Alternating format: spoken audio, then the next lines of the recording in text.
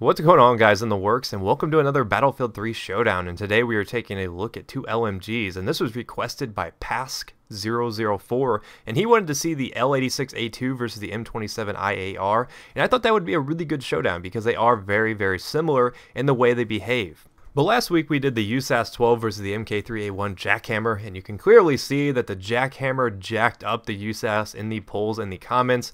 Majority of you guys seem to still have a stale taste in your mouth from the USAS frag round days, and I don't really blame you. So if you want to be a part in this week's episode, be sure to vote in the Facebook poll and leave your comments, because I always grab some for the next episode. But these two LMGs are very similar, so let's take a look at some of the stats here so we can kind of highlight the differences. You can see they both have the same rate of fire and damage, but the L86 reloads almost a second slower than M27 but it has lower recoil, and that's a big deal, and we'll talk a little bit about why it has lower recoil. But they both reload fairly quick for LMGs. I mean, considering that you do have a lot more ammo in these, you know, the default magazine is 45 plus 1. With extended mags, which both of these can have, you go up to 60 plus 1. So really, if you look at these, there's not that many differences. The recoil patterns are almost the same. You know, the M27 has really low recoil. I think the differences between the two are really just fractions of a point on the recoil charts. But the big difference on the M27, the reason why it feels like it has more recoil,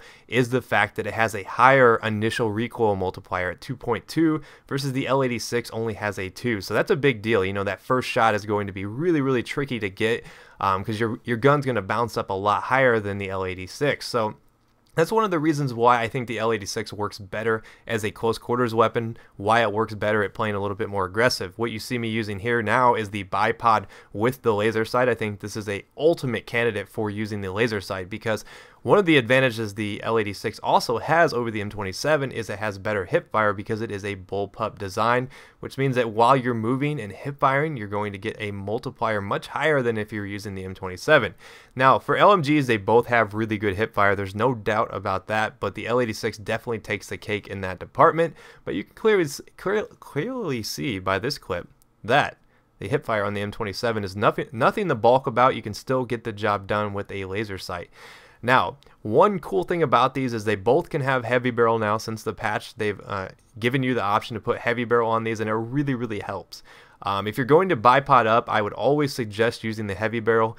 Oftentimes, extended mags isn't going to help you that much if you're bipoding up, because these things reload so quickly, at least for an LMG, that you don't really need to worry a ton about extended mags. And I never thought I would say that, but I really learned how to use these weapons a lot more effectively than in the past. And I think that with extended mags, is, you know, it's kind of unneeded. I mean, it'll save you in some situations, but for the most part, it's more of a, you know, a gift to have. You know, it's like, oh, okay, I had a couple more rounds to finish that guy off. Whereas you can play really aggressive with the heavy barrel, with the laser sight. Those are both options you have to give up if you want extended mags on it. So that's something to consider when picking a weapon.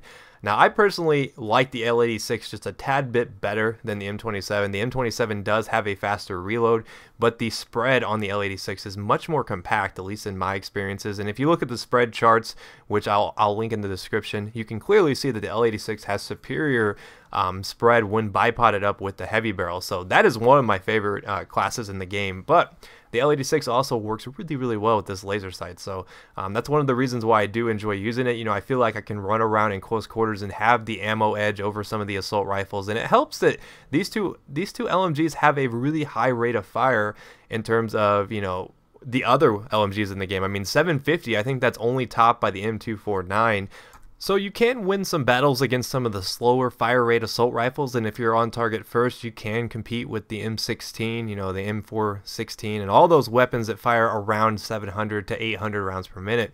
And that's one of the reasons why I like these two. They both behave very similar though, but like I said, the initial recoil on the M27 is much higher. I think that's why it kind of nerfs it in close quarters. It can still get the job done, but I think for as an all-purpose LMG, I think the L86 really just blows the M27 out of the water. Now, if you want a glorified assault rifle, I think you're going to have to go with the M27 because, you know, it does have a faster reload. And I think that some people, if you consider yourself accurate, if you're not going to hip fire a lot, that faster reload could be really important. I mean, if you have extended mags on, you're almost never going to not have ammo in your gun.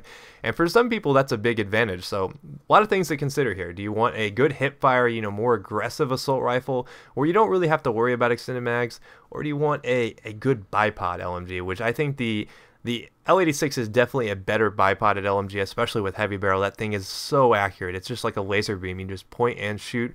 Whereas with the M27, it's not so good with being a bipoded weapon, but it can get the job done if you need to be in that situation. So be sure to vote in the Facebook poll. Let me know what you guys think. If you missed any of the last episodes, now is your chance to catch up. We did the USAS 12 versus the MK3A1, and before that, we did another shotgun pair in the SPAS 12 versus the 870. Both good episodes. Check them out, and I'll see you guys next time. Peace.